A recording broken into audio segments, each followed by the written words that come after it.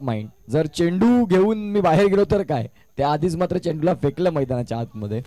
24 धावा धावफलकावरती आहेत. चौथा बॉल मैदानाच्या आतमध्ये, गोलंदाज तयार. यावेळेस समोरच्या दिशेनं यावेळेस काय झेल टिपलाय. हा झेल मात्र व्हायरल होईल. हा झेल प्रत्येक नांदगावकरांच्या मोबाईलचा स्टेटस राहील.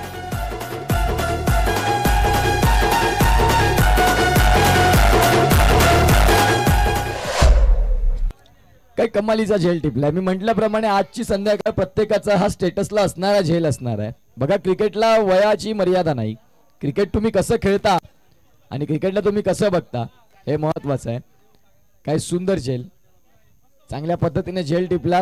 आता त्यांच्या वजनाचा विचार केला तर जवळपास 80 क्रॉस असतील, परंतु बघा पूर्णपणे समोरच्या दिशेने त्यांनी झेल घेतली, झेप घेतली आणि मात्र चांगला झेल टिपलाय. ते पोटाला हात लावून बघतात की पोट मध्ये गेलंय की काय.